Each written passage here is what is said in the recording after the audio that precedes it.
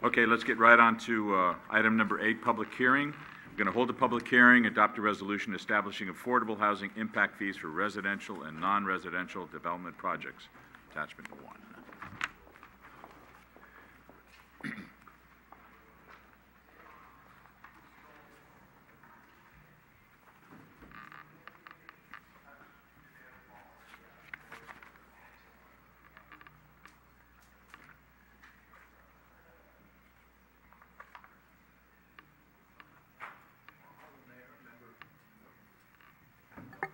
Honorable Mayor, members of the City Council.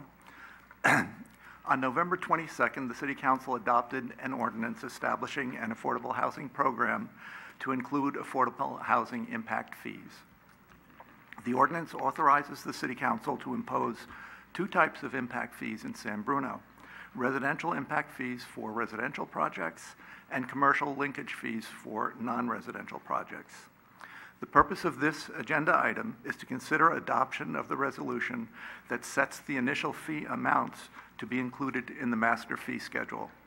The resolution would become effective 60 days after adoption if it is adopted tonight. The purpose of the fees is to help address the affordable housing shortage in San Bruno. The fees would provide funding to help offset the impacts of residential and non-residential development on the demand for affordable housing. 5 cities in San Mateo County have recently adopted affordable housing impact fees, and others are in the process of considering them. And there is a table in your staff report that gives that shows those cities and the fees that they're imposing. At the November 9th, 2016 City Council meeting, the council members agreed to initial amounts for residential and non-residential projects. However, the city decided to defer adoption of the fees pending further analysis of a potential 25% fee reduction for all residential and non-residential projects that use area standard wages, including prevailing wages and union construction workers. This request was originally made by a local union representative. The council directed staff to evaluate the impacts of fee reductions and present findings at a future meeting, which we're doing tonight. At the November 9th meeting, the City Council supported the residential impact fees and commercial linkage fees shown in the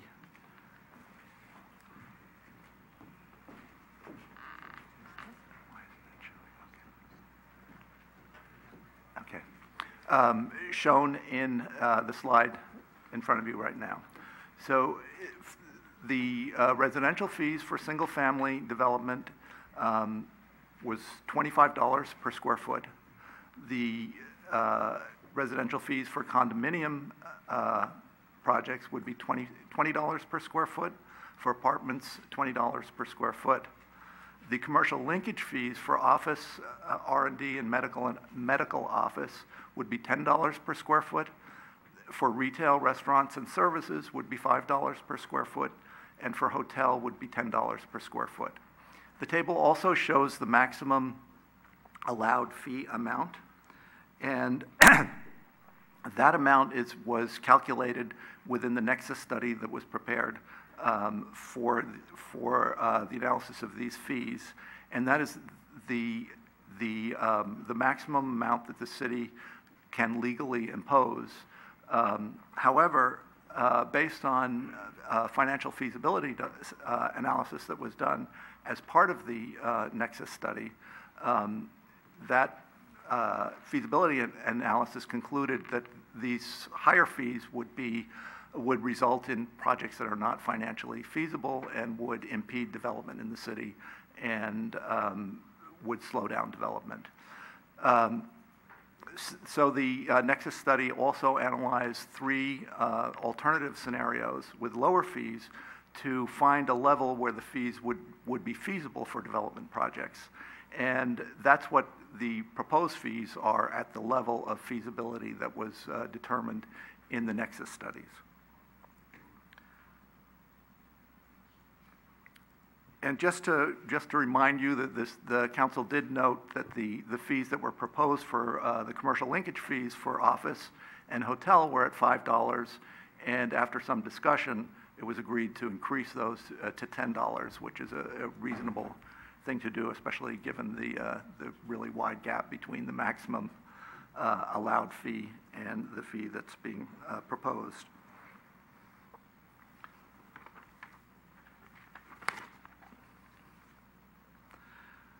Other cities have set their fees significantly below the maximum justifiable amounts as well, but within the level of feasibility determined in their nexus studies. For example, Foster City recently adopted a commercial linkage fee for office uses at $27.50 per square foot, which is substantially below the city's maximum justifiable fee of $227, which is a similar range or gap between the two as in San Bruno's, but within their feasibility threshold of $30. It is also important to note that the ordinance provides alternatives to payment of the fees, such as construction of units on site with the approval of the City Council. The City Council stated an interest in understanding the effect of potential fee reductions for projects utilizing area standard wages. The rationale for fee reductions is based on the assumption that the fee reduction would provide an incentive for developers to pay the higher area standard wages, which would increase the ability of construction worker households to afford housing in the city and reduce the impact of those development projects on the need for affordable housing. The cities of Foster City, Redwood City, San Mateo, San Carlos, and San Mateo County have recently adopted fee reductions of 25% for projects using area standard wages. However, it is difficult to compare the effects of fee reduction in San Bruno with other cities because the results of each nexus study is different based on the local real estate market and economic conditions. Cities further south on the peninsula tend to have higher land values and rental rates, resulting in higher feasibility of fees, or higher financially feasible fees, excuse me. For example, the rental rates in San Bruno in the last quarter for commercial development, it was approximately $2.75 per square foot, whereas in Foster City, the rental rates for commercial office is about $4.50 a square foot, so it's significantly higher. And in general, in the North County, the rental rates on average are about $3.30 a square foot, and in the South County, they're about $5.30 per square foot. So that just shows you the range from the north to the south. Okay, the next slide.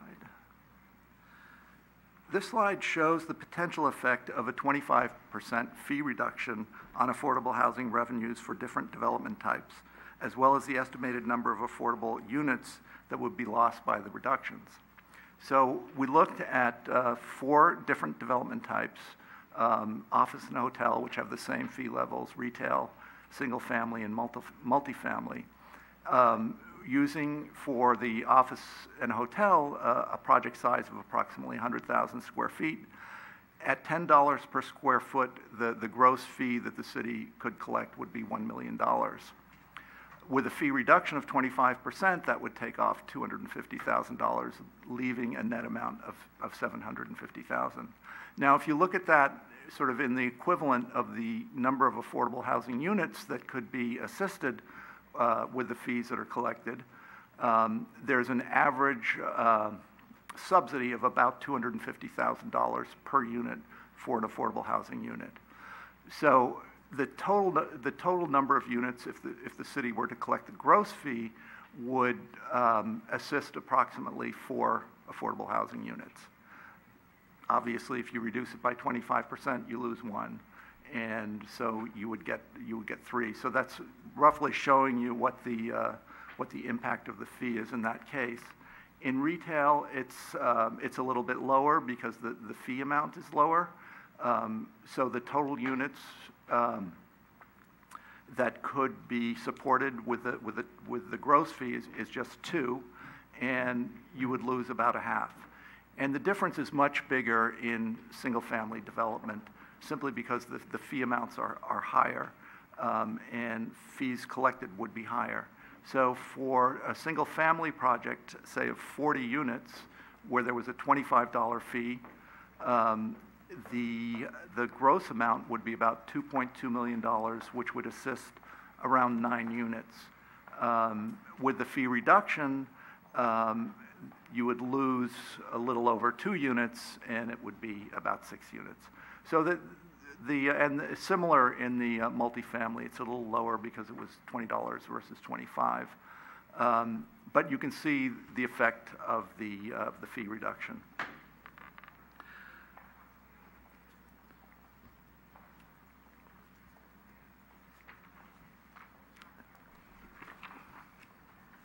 Staff recommended against offering the fee reduction at the last meeting because the Nexus study, in staff's opinion, the Nexus study took into account the additional cost of paying prevailing wages in calculating the impact fee amounts. And the commercial linkage fees are already at the low end of the city's maximum justifiable fee level, and also low, very low compared to other jurisdictions in the county, as well as other reasons that are outlined in the report. However, if the City Council wishes to consider offering a fee reduction for projects paying area standard wages, staff recommends alternative higher fees, essentially bumping up the fees and then allowing the 25% reduction, which would mitigate the effects of the reduced fee while providing an incentive for projects to pay area standard wages. And let me just show you what that looks like. So we would propose increasing the fees by 25%, and what that would, how that would affect the fee levels is shown on this table. In the case of single-family units, the fee would increase to $27, which is not a 25% increase. Is that not showing up? There it is. For some reason, that's okay, so I can't see that.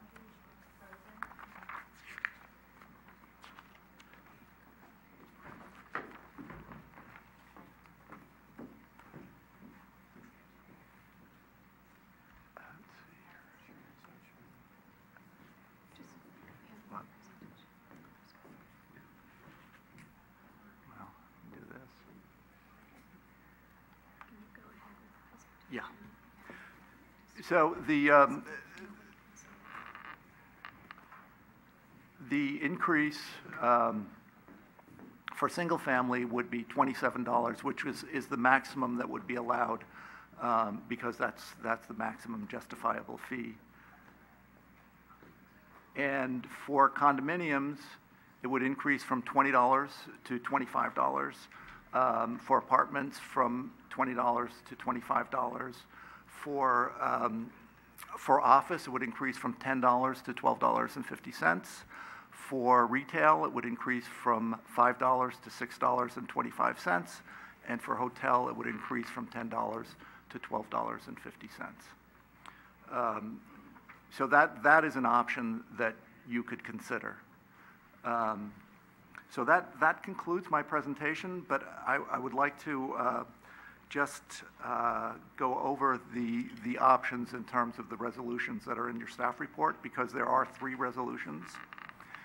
And the first resolution would set a fee level at the amounts that were agreed upon at the last meeting.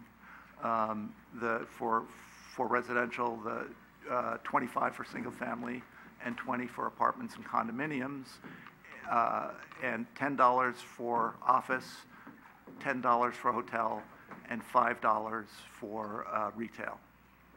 So that would be the first option, and in that case, you wouldn't adopt the fee reduction. So that would be the only resolution that you adopt. It's just the resolution in attachment 1, if that's the direction you wish to go in. However, if you wish to adopt the fee reduction, there are 2 ways you could do that. And one way would be to adopt a fee reduction of 25%, and then the higher fee level. So the attachment 3 has the 25% reduction. Attachment 2 has the higher fee level. So that would be the second choice, would be to adopt attachment 3 and attachment 2. The third option would be to adopt the resolution with the fee reduction with the first, the original fee amount, the fee amounts that you approved, that you agreed upon on November 5th, which is attachment 1. Does that make sense? Do you have any questions about that? So we could adopt attachment 1 or a combination of 2 and 3? Yeah, 2 and 3 or 1 and 3. Or 1 and 3? Yeah. Okay, all right. Any questions for staff at this time before we open the public hearing? Yes. Ken? Can you again explain why $5 seems to be for retail seems to be the preferred amount versus say $10? I mean, I thought I heard you say that it would affect development, but I mean, $5 to $10, I'm not following that. And then I am still not convinced, and I asked at the previous hearing to get a better explanation on the pros and cons of the 25% reduction for fair wages. And really all you did is explain what the reduction would do. I'd like to know what the benefits would be, and and just to state that we're proposing impact fees and linkage fees that don't exist right now, and to quibble over reductions is reducing an amount that we don't even have right now. So I'd like to get a better idea of what the benefits would be to have an opportunity to reduce by the 25%.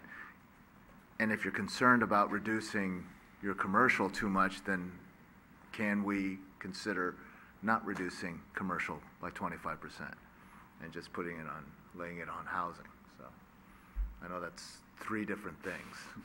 1, why is $5? Why aren't we going a little higher on that? 2, what's a better explanation for 25% reduction? And 3, can we break it up? Yeah. Well, the $5 again is based on the financial feasibility analysis, which showed that if going above say $10, the analysis simply shows that a project doesn't provide the return on investment that a developer would expect on a project. And you're right. I mean, that analysis is based on information on data from 2014. So it is older information, but it's the information that we have.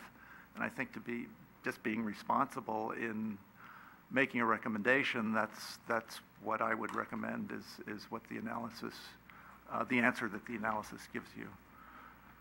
To the chair, but correct me, Councilmember.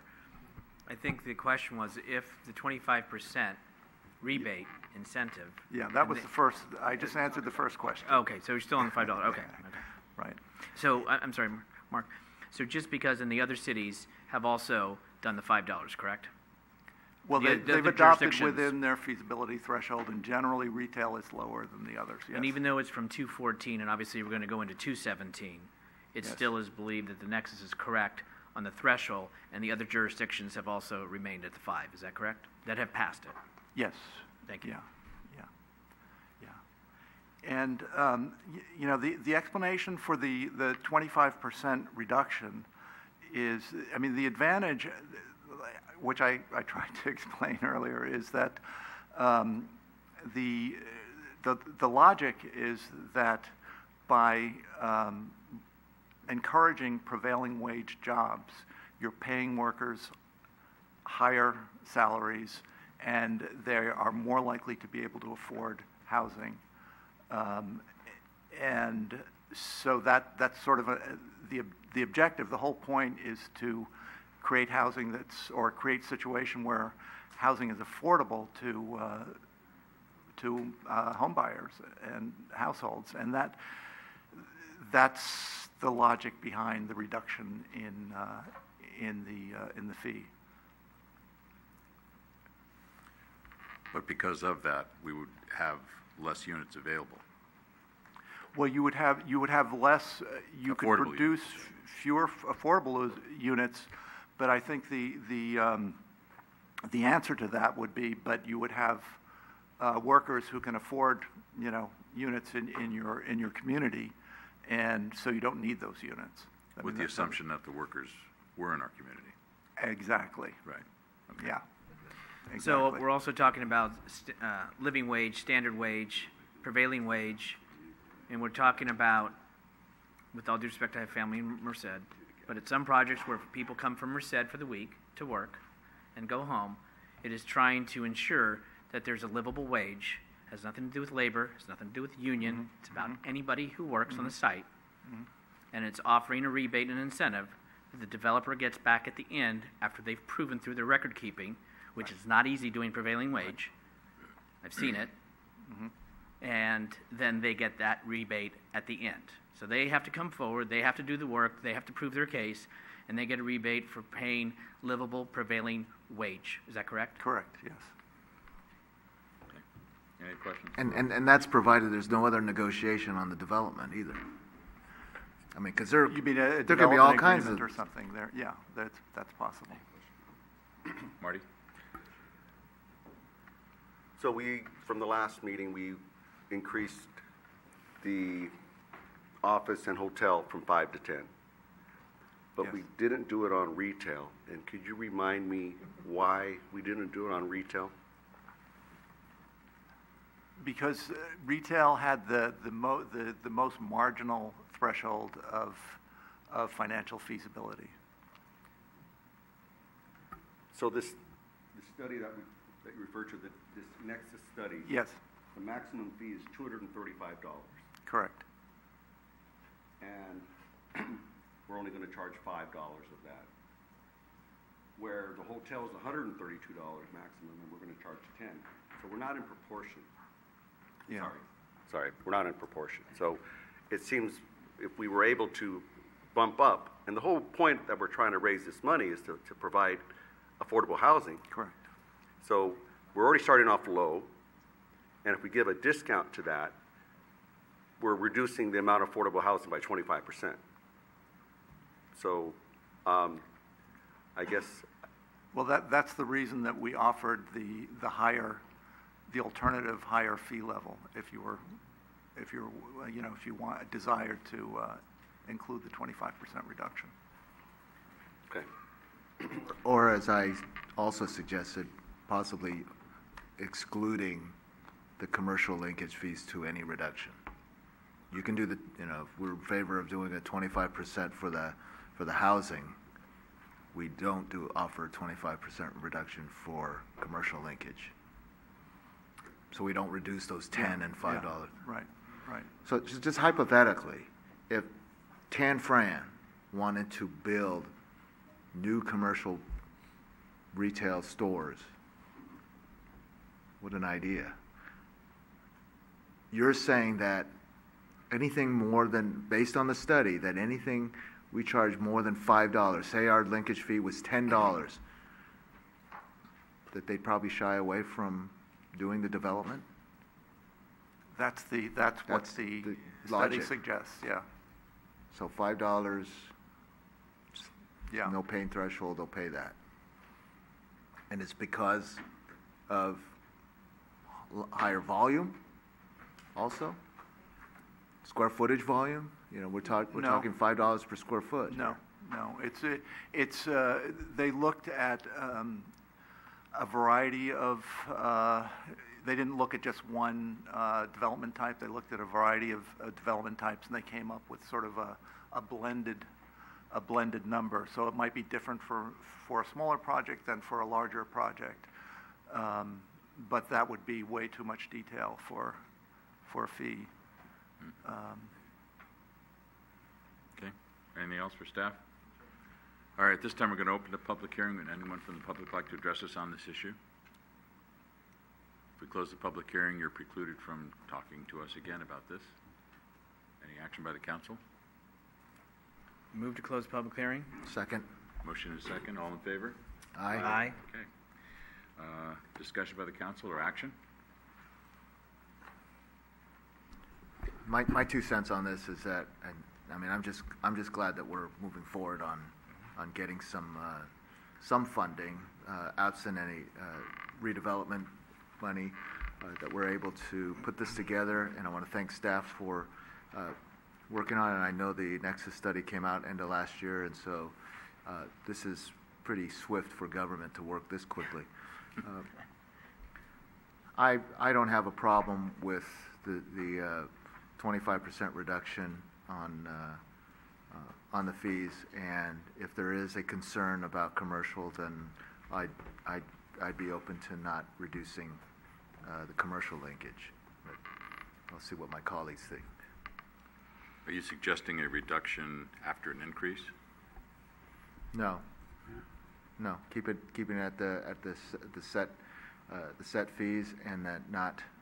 That's why I don't want to reduce the commercial linkage, because that would be based on $10 and $5. So I don't have a problem with reducing the 20 and 25. Anybody else? Irene? Through the chair, may I ask for clarification, Ken? So with the 25% reduction, you're saying it's okay for commercial to pay the $5 fee per square foot and not require them to have prevailing wage employees? I'm just looking at the numbers. Yeah. Well, but that's what the 25% Yeah. No, and I'm not. purpose of yeah. it is. So the purpose of the 25%, am I correct, David?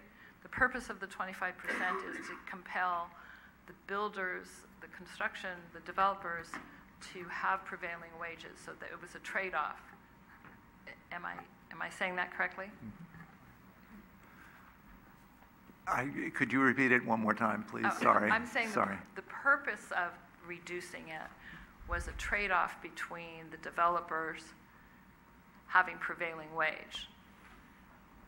That's it. If we give them a 25% discount on the impact fee, then we require them to have prevailing wage. Yes, that's correct. Okay. So I guess if we're looking at Tanforan, which would be it could potentially be a lot of square footage, not giving them the 25% means that those kinds of jobs, those big jobs, would not be prevailing wage. So a single-family house, so if you build a single-family house for more than 40, and you give them the 25% discount, those people have to be prevailing wage. But if you remodel Tanforan and increase the square footage, those people don't have to be. That's where I'm sticking from.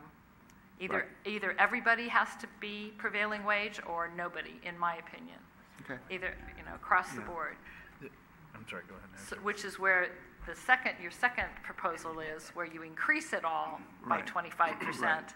and then if they want to do prevailing wage, you decrease it by 25%. Right. Okay. So I'm okay with however that, we too, decide ultimately to do this, I think it should be the same all the way across. And I'm fine with all the way across on the residential, commercial, and I think that's what you were asking, but thank you for the clarification. Okay. I spoke about this last meeting, and I appreciate my colleagues allowing this to come back, and I appreciate staff coming up with some options. I still believe that the rebate and incentive for standard living wage, prevailing wage, for folks to do work in this area, to hopefully keep it in this area, is something that other communities are doing. and I think we should do the same. It is not cheap. We all know it. And I think when a developer comes in and what have you, a prevailing standard wage is the right thing to do for the city to go forward and offer that rebate. And like I said, on the rebate, they have to come at the end. They have to prove with their records and their documents. They have to come to get that rebate. It's not up front. It's at the end. And they have to prove that they've earned that. And I think if it helps the people, and if it helps the wages around communities, then I think it's the right thing to do. Marty? Through the chair. Currently, I'm a construction inspector on a 216-unit housing project in Fremont and Newark. And the people that are working, whether you're making prevailing wage, you're not going to be able to afford to buy a house here in the Bay Area anymore. At the same time, with that, we need to get revenue in order to provide the housing. So the win-win would be to raise the fees and to give the 25%, and that's what I'm in favor of. Across the board. Across the board. So you're talking about raising the fees 25%, giving a 25% credit at the end?